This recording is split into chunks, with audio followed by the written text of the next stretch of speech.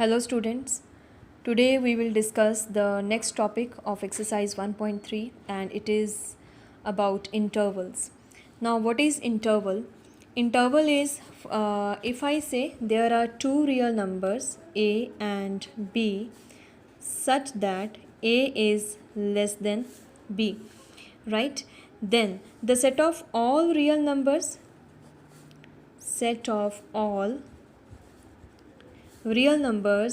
which are lying between a and b, real numbers between a and b is called interval,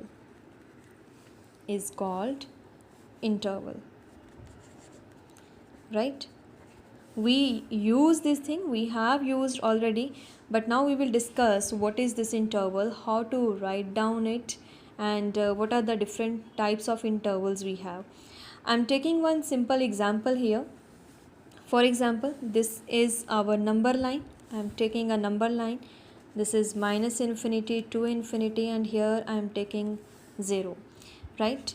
Let us take few points here, minus 1, minus 2, minus 3 and so on, definitely 1, 2, 3 and so on.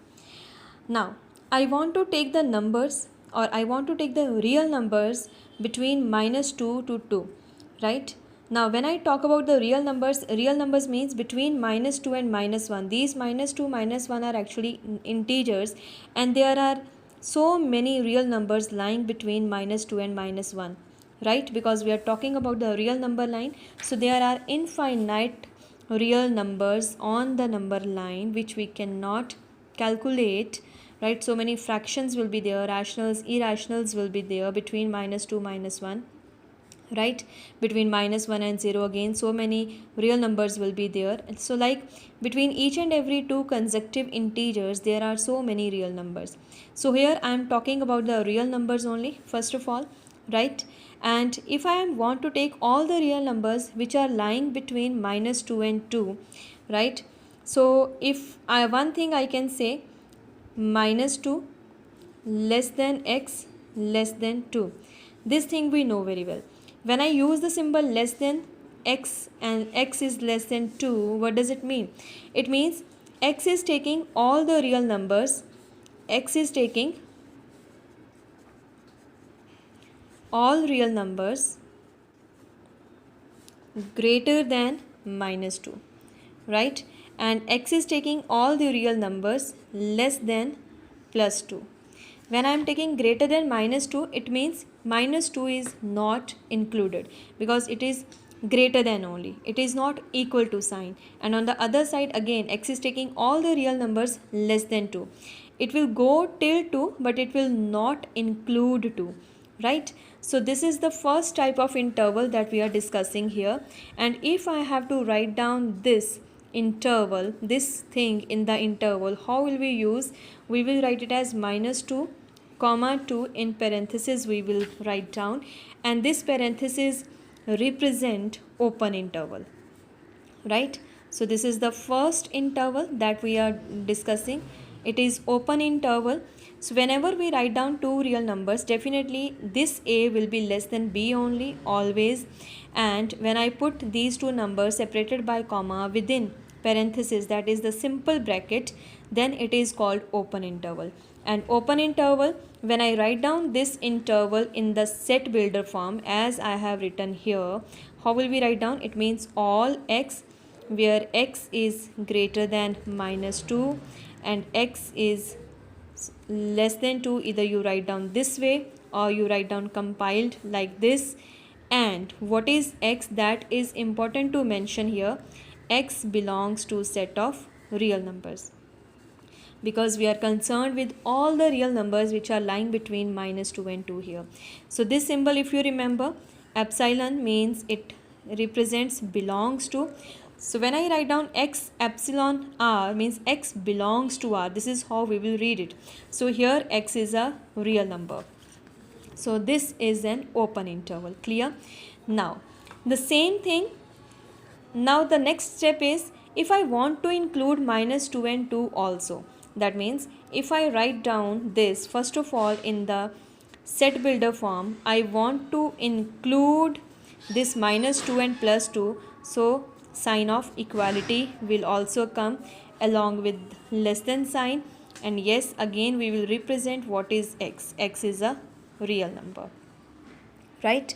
So how we have written, we want all x where x is greater than or equal to minus 2 and x is less than or equal to 2.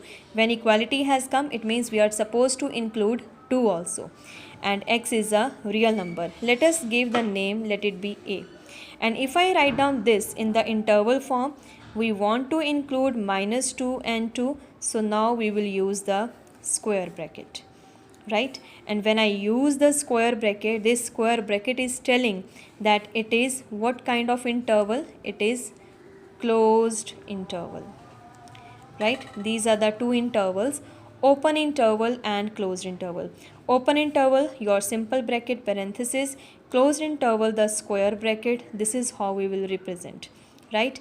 This is the method to represent the interval in the set builder form, and then in the interval form, set builder form, interval form. Open interval, simple bracket, square bracket means closed interval, right? I can represent this thing on the number line also. How will I do it? As I have taken the number line here, let us do this first part on this number line. I want all the real numbers between minus 2 and 2. So from minus 2 and 2, first of all I will join this with the help of this line. I will shade it, right? Since I don't want to include minus 2 and 2, as sign of equality is not there, so here we will put hollow circles. On minus 2 and on plus 2, we will put the hollow circles, and these hollow circles are representing that these two endpoints are not included. So when we write down the numbers in the parenthesis a comma b, a and b are called endpoints, right? So in the open interval, endpoints are not included, and if the same thing I represent on the number line, we will join these two numbers by taking the line. We have to shade it, and the endpoints, on the endpoints we will put the hollow circles. Okay, the next thing, now if this thing I want to represent on the number line, the same way we are taking the number line minus infinity to infinity. 0 is there. Let us take minus 2 is here, this is 1 and 2 is here. Now we want to take all the real numbers between minus 2 and 2, and since it is the closed interval, that means endpoints are also included. Sign of equality is there. So here on minus 2 and on plus 2, we will put the solid circles. Solid means filled circles we will put here, and in open interval, hollow circles we will put. So this is about two types of intervals, open interval and closed interval. Based upon this, we can have the mixing of these two also. If I have semi-open or semi-closed interval, let us say we want to take all the real numbers y. Let me write down here all y, that y belongs to R, and what type of y I need.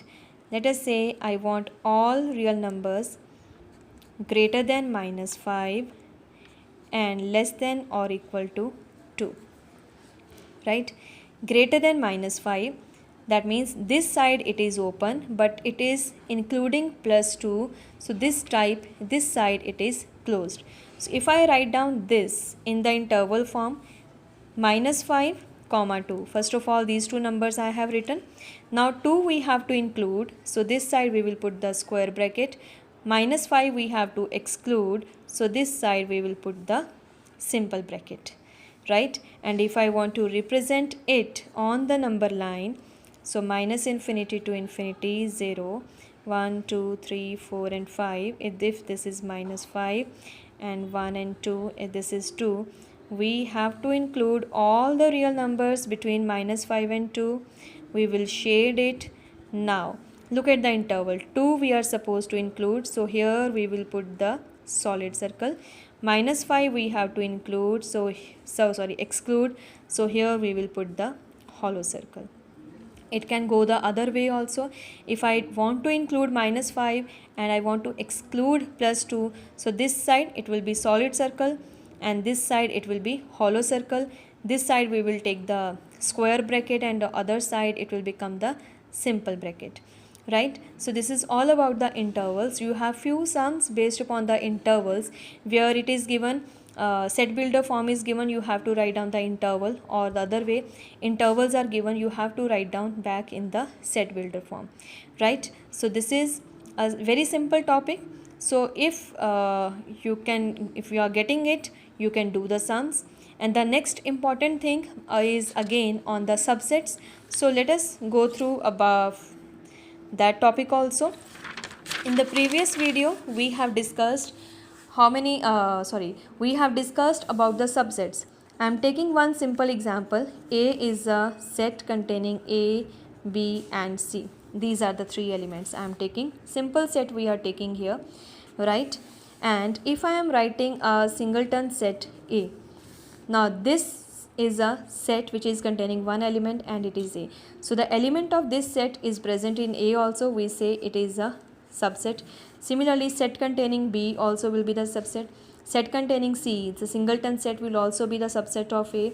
And if I take all these subsets, right, every one will be subset of this set A. Here what we will discuss, how to find the subsets or how to write the subsets for the given set. Okay, what we will do, whatever elements are present, first of all we will take the elements individually, right? Singleton set A will be there, then singleton set B will be there, then singleton set C is there, right? These are the three sets which we have taken from here by taking the elements of set A individually. Now let us take the elements pairwise. Pairwise means the first set, it is having two elements A, B. Now let us write down the set containing B, C, and what will be the other, A, C. Any other combination of taking two elements together? No. A, B, B, C and A, C are done. Now what will be the next when I take all the three elements together, and the last will be when nothing is there in the set. In the previous class we have discussed that every set will have always these two subsets will always be there. The null set is the subset of every set, and the set itself is the subset of every set, right? So if I take the collection of all the subsets, then this collection will be called power set of the given set. This is another definition. I will explain that. First of all, just focus how we are writing the subsets for the given set. First of all the elements we are taken individually, then we are taking pairwise, then we are taking, if there are 4 elements or 5 elements, we will increase the number of elements taken at a time, and finally we will write down all the elements together and then the null set, right? And if I take the collection of all the subsets of given set A is called power set of A, and it will be represented by P of A. It will be represented by P of A. So this is called power set. So here we are writing that collection of all the subsets. So it means if this is the set A and I want to write down the power set of this set, now what are the subsets of this set? Already we have written.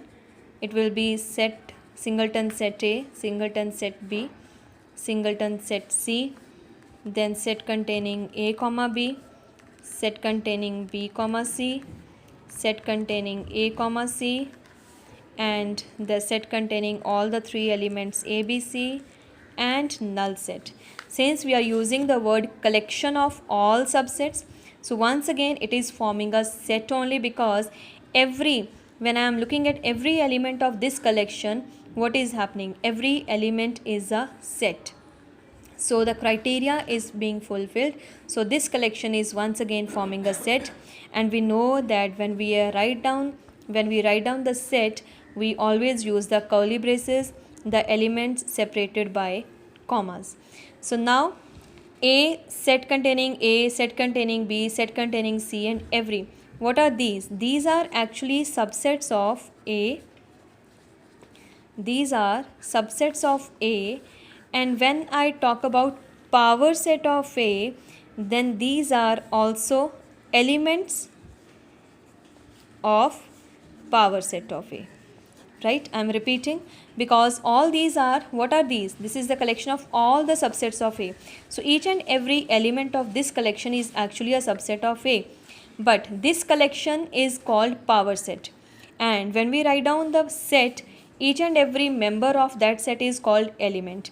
So now all these are the elements of power set of A. Clear? Right. And the next thing that we will discuss, here I have taken the, or I have written all the subsets here. Now the question is how we will come to know how many subsets will be there. So there is a small formula. If number of elements in set A, let us say P is there, then number of subsets of A will be equals to 2 raised to power P. Okay, and when I am saying number of subsets of A, actually this is also equal to number of elements of power set of A, because how many subsets we are writing, the collection of that subsets is now power set, and each and every subset is now an element of power set. It means actually we are finding the number of elements of power set of A. Here in set A, how many elements we have taken? 3 elements are there, and if you count 3 plus 3 6, 7 and 8, 8 elements are there, means 8 subsets are there. So 2 raised to power 3 is 8. So this is the result that we use here in order to find the number of subsets of the any given set. Clear? So this formula is important formula. You write down the formula, because in one or two sums you will be finding the number of subsets as well as you will be finding the subsets for the given set also. Right? Now in the previous video I told you people to do till sum number 3, and now let us discuss one or two parts of the remaining sums so that you can complete your exercise. Sum number 4 is given here. Write down all the subsets of the following sets. What is A part? It is the set given only one element. So what will be the subsets? How many elements are there? There is only one element. So number of subsets will be 2 raised to power 1, that is 2. And we know very well every set will always have at least 2 subsets will always be there. What are those sets? Set containing means set itself, and what is the other? Other will be the null set. Okay, so these two will be the subsets. Null set will always be the subset, and there is only one element I have written, so that is set itself. So these two will be the subsets. And the fourth part is given 5. If you write down the number of subsets of how many subsets will be there of this set 5, null set. How many elements are there in the null set? Let me tell you here. How many elements are there? 0 elements. So according to the formula to find the number of subsets, 2 raised to power 0. Something power 0 is 1. So how many subsets will be there? There is no element. So subsets will be this set itself. So the subsets of null set is the set itself, that is 5. Okay, you people can do the remaining also. And sum number 6, write down in the intervals form. So let me tell you one part here. Let us do the third part.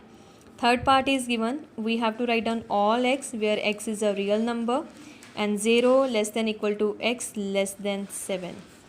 So x is greater than or equal to 0, but x is less than 7. So what will be the interval when we are writing the interval? So interval will be 0, 7. 0 we have to include, so here we will put the square bracket. 7 we have to exclude, so here we will put the simple bracket. Likewise, you people can do the remaining parts. Sum number 7, interval is given, you have to write down in the set builder form. And sum number 8 and 9 are based upon the universal set. This is very simple definition. What is a universal set? Universal set is actually the basic set for each and every set, right? Basic set for each and every set. It means when I am writing here and it is represented by capital U, always universal set is represented by capital U. Okay, so if I write down here the set of natural numbers, we write down the set of integers, and we write down the whole numbers, from where all these sets are coming. All these collections are coming actually from the set of real numbers. So this set of real numbers will act as universal set for all these number systems, right? For all these sets, natural number set, integer set, whole number set. What is the universal set? From where these sets are actually coming, that will be the set of real numbers. So that is all about the universal set. If I say I have the set of right triangles, what will be the universal set? From where the right triangles are coming? Right triangles will come only if triangles are there. So the universal set of right triangles will be set of all triangles, right? Similarly, set of isosceles triangles, what will be the universal set? Set of all triangles will act as the universal set for this also. So you people can complete your exercise. Thank you, class.